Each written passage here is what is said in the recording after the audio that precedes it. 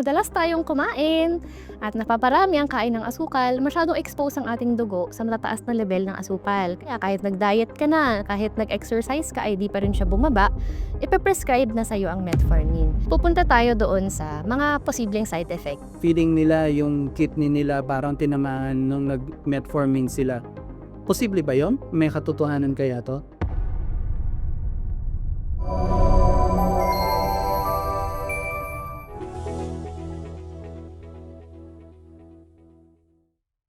Good day mga kababayan! Welcome sa isa namang episode ng Medico.ph. At ngayong araw, pag-uusapan natin ng isang gamot na lagi niyong name-mention sa comments. Lagi kong nababasa yung mga yan. At yan ang tinatawag nating metformin. So, alam ng marami sa inyo na itong gamot na ito ay ginagamit para kontrolin yung sakit na diabetes. Doc Bien, diretsahan tayo as usual. Ano ba itong metformin na to at anong ginagawa niya sa katawan natin? Ang metformin ay isang gamot para sa type 2 diabetes. Pag sinabi natin na type 2 diabetes, ito yung klase ng diabetes kung saan hindi na sensitibo yung katawan natin sa insulin. Ang insulin ay mahalaga para ito ang senyales sa ating katawan na kapag mataas na ang sugar sa dugo, ay kailangan itong gamitin ng ating mga cells para magamit nila sa kanilang mga function. Kapag ka nagkaroon ng type 2 diabetes, hindi na ngayon sensitibo sa mga signal na ito ang ating katawan. Kaya ang nangyayari, tumataas ang sugar. Kadalasan may mga simptomas din na nararamdaman ng mga pasyente tulad ng malakas kumain, madalas mauhaw, ihi ng ihi lalo na paggabi. So yun yung mga common na kung meron silang mga ganong simptomas, dapat magpa-check sila ng sugar. So, ang metformin, ang ginagawa niya ay, of course, nagpapababa o nagkokontrol ng sugar para ma-maintain ito ng normal levels. Nagagawa niya ito sa tatlong paraan. Una, pinapababa niya yung paggawa ng asukal o ng glucose sa ating liver. Pangalawa, binabawasan yung pag-uptake o pagkuha ng sugar mula sa dugo sa ating bituka. So, yan. At pangatlo, ginagawa niyang sensitibo ang ating katawan sa insulin. So, para makombat natin yung tinatawag natin na insulin resistance. Kasi ang type 2 diabetes, ang kaibahan niya sa type 1, sa type 1 wala talagang insulin. Kaya madalas ang gamot dito, insulin agad. So, Tanong, dahil wala ba siyang insulin dahil may problema siya sa yes, pancreas? oo. No? Kung nagkaroon ng problema sa pancreas, nagkaroon ng problema sa paggawa mismo ng insulin, kinakailangan na mag-insulin. So ito yung mga parang si Gary V. Parang 'di ba yung nag-i-insulin siya kaya yung diabetes niya type 1 yata.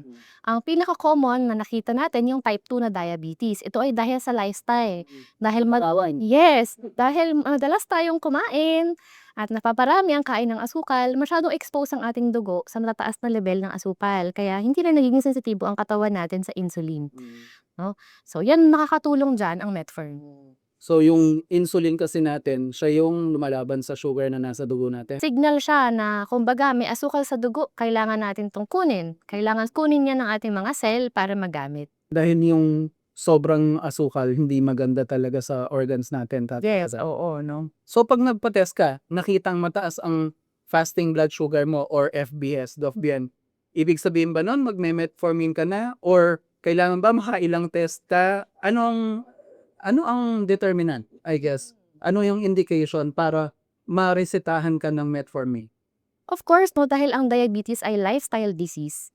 Ang unang diagnosis niya nung papa-blood test. So, madalas, fasting blood sugar. Tapos, kinukuha din yung tinatawag natin na HbA1c. Dahil ito ang nakapag-monitor ng levels ng sugar natin na ilang buwan. Kadalasan yung sugar natin for the past 3 months, no? Kung paano ba ang control ng sugar sa ating dugo. So, makita yun doon. At kasama ng mga pagtetest na ito, doon may determine ng doktor kung kaya pa ba ng diet at exercise. Madalas no, kung agad naman tong nakita, kakayanin niya ng diet, exercise, tapos monitoring ng blood sugar. Buti sana kung gagawin mo talaga yung Yes, test. oo, no, kasi kung baga, kahit i-suggest ng doktor, kailangan pa rin i-apply, kailangan gawin, no. At kung hindi na kinaya ng lifestyle modification, no, hindi na kinaya kahit nag-diet ka na, kahit nag-exercise ka ay di pa rin siya bumaba, ipe-prescribe na sa'yo ang metformin. Kadalasan kaya siya common 'no, siya ang pinaka-accessible, siya ang una madalas na nirereseta at of course madalas libre pa 'to sa mga health center. Kaya talagang siya ang una nating ginagamit dahil maganda rin, matagal nang napag-aralan ng metformin at epektibo ito sa mga kaso ng type 2 diabetes. So kung mataas ang sugar mo at niresetahan ka ng metformin, walang excuse na hindi ka mag-take dahil nasa health center pa. Yes 'no, very accessible, sobrang mura, maraming generic nito at iba-ibang klaseng brands, marami ring available 'no, at marami din na libre sa mga health centers. Okay. Pero kung ewan ko, kung may pera ka, puwede ka naman bumili, 'di ba? Oo, makakabili ka naman at very accessible 'to 'no, lahat ng mga drugstore meron nito, oo. Okay. Eto Doc Bien, sinong puwedeng magreseta nito? Ang GP ba natin or family doctor puwede or kailangan yung mga nephrologist? Sa pagdating sa gamot ng diabetes 'no, kahit ang mga GP natin 'no, kaya nilang i-manage ang diabetes. Madalas ay nire-refer tayo sa mga espesyalista ng internal medicine o kaya ng endocrinologist kapag hindi na kayang i-manage ng mga tipikal na gamot. Madalas kapag gano'n nangangailangan ng combination o kaya bukod sa mga tableta baka kailangan na rin mag-insulin. So kapag gano'n, nire-refer na 'yan sa mga espesyalista. At dahil ang diabetes marami siyang maaring maapektuhan na organ, kung sakali na napabayaan ang diabetes maaring maapektuhan ang mata, mare-refer ka rin sa ophthalmologist. Kung naapektuhan ang iyong kidney, nasira ang iyong bato ng dahil sa diabetes, mare-refer ka naman sa nephrologist. I see. So, maraming iba't ibang doktor ang puwedeng tumulong sa'yo 'pag may diabetes. Kasi commonly ang maririnig natin nephrologist, 'di ba? O kapagka madalas kasi kapag gano'n 'no, dahil lumala na, naapektuhan na yung kidney kaya nare-refer na sa nephrologist. Pero puwede rin palang sa endocrinologist, sa IM at sa GP. Yes. Okay. Hopefully hindi naman paabutin ng mga kababayan natin kung may diabetes sila at under control nila ito. Usually, paano ang pag-take nitong metformin, Doc Vie? Ang metformin ay isang tableta. Madalas nagsisimula tayo sa dosage na 500 milligrams kada araw. Malaki rin, no? So ito ang pinakamababa niya na dose na binibigay natin 'no. Kadalasan isang beses kada araw ang pag-inom nito. At ang metformin dapat iniinom pagkatapos kumain ng meal. Tapos dapat din ay pagkainom ng tableta, uminom ng isang baso ng tubig. Dahil siyempre 'no, dahil tinuturo na yung tamang pag-inom, pupunta tayo doon sa mga posibleng side effect dahil kaya natin ginagawa na kailangang inumin ito ng may laman ang tiyan at uminom ng tubig.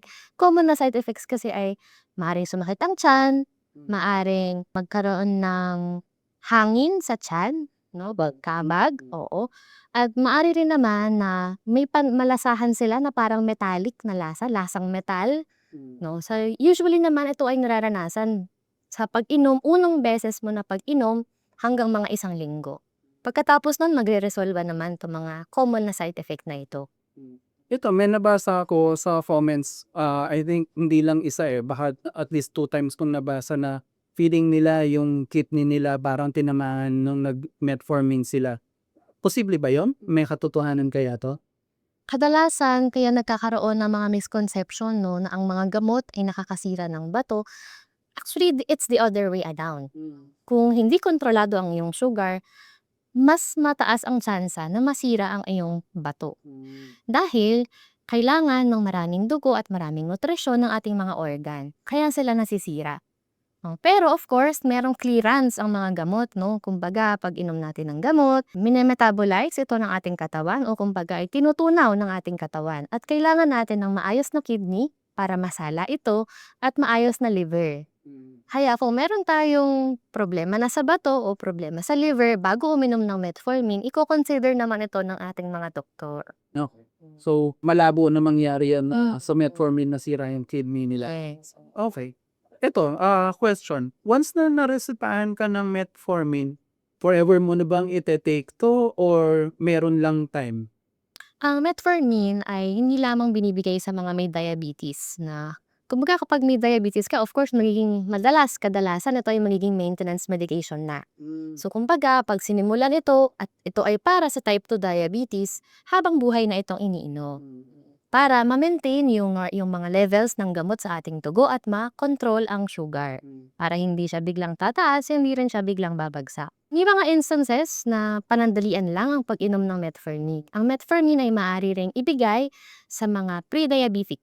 So kumbaga ito ay ngayon ginagamit na rin para ma-prevent na mag-progress into diabetes. So kapag ganun, baka shortened period lang. Pero of course, ang pag-inom, ang pagsimula ng pag-inom at pagtigil ng pag-inom ay dapat may gabay ng doktor.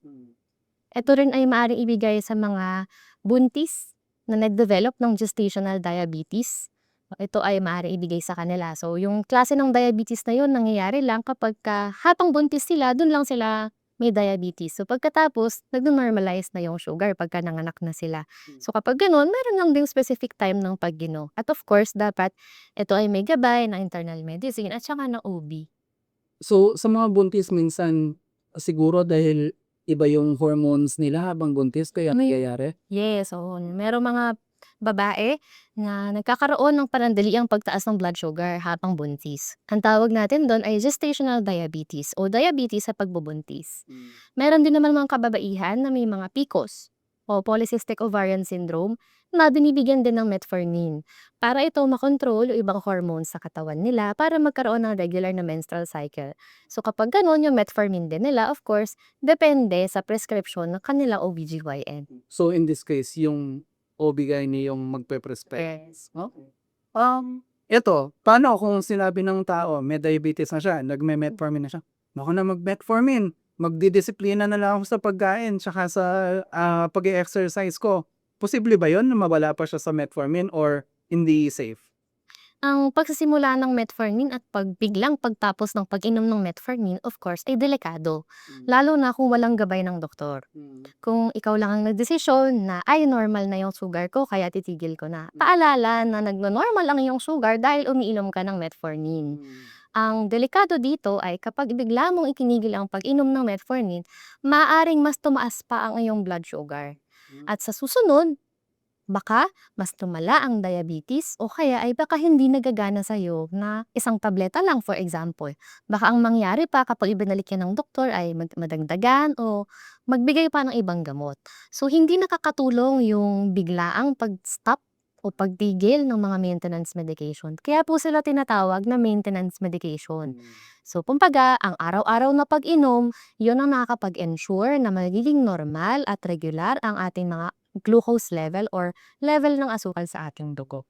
So, ayan, sa mga may diabetes na tsaka nagme-maintenance, naku po, delikado pala na bigla niyong tigilan yan. Kailangan ipaalam niyo muna sa doktor bago niyo gawin. Kahit na sabihin na natin, nagpa-fasting ka na or puro healthy na yung kinakain mo, puro tubig na lang ang iniinom mo, kailangan pala itanong mo muna sa doktor mo. And para naman sa mga kababayan natin na wala pang diabetes pero medyo napapansin na natin umaakyat na yung sugar, bago tayo mahirap pala na tumawid dun sa line na yon between sa hindi diabetic at diabetic. Pag diabetic ka na, medyo dadagdag na naman yung mga commitment mo sa buhay, this time sa maintenance medicine.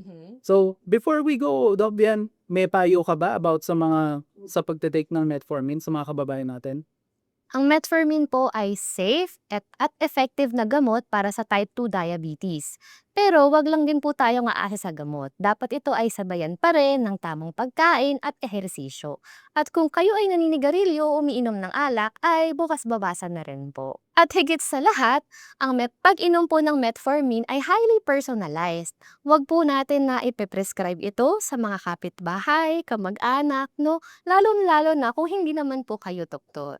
No, wag po tayong mag-share ng mga maintenance nating gamot. Mabuti pong trait ng mga Pilipino yung mapag-share tayo pero sa kasong to hindi okay yan. Kasi nakikinikita ko na, Doc Bian, na pag magkapit-bahay, nagkakwentuhan sila. Sinabi ng isa, ay, nakuhanan ako sugar mataas. Ay, ako rin, nagme-maintenance. Eto, gusto ko. Patay tayo dyan. Huwag yung gagawin yon. At wag din pong gagamitin ang video na to, no, nakapalit ng konsultasyon sa doktor. No? Kahit marami po kayong natutunan, ay dapat pa rin po kayong magkonsulta sa ating mga doktor. Tandaan niyo ho, hindi ho klinika ang YouTube. Mga doktor natin dito, si Dr. So, si Doc Bien, nagbibigay lamang ng kaalaman base sa kanilang karanasan bilang mga profesional at lisensyadong manggagamot. Hindi, uulitin po namin hindi klinika ito. YouTube channel ho ito. Malaki po ang pinagkaiba. Anyway, doon po muna tayo titigil. Ang dami po nating natutunan with Doc Bian today. Tandaan, yung pagsa-self-medicate, hindi okay yan. So, sa ngalan po ng ating dedicated doctor and resource person, si Dr. Bian Canlas, and sa ating partner in health, si Dr. Anthony So, kami muna ay magpapaalam, pero as always, stay happy, stay healthy, and see you sa next video. Bye-bye!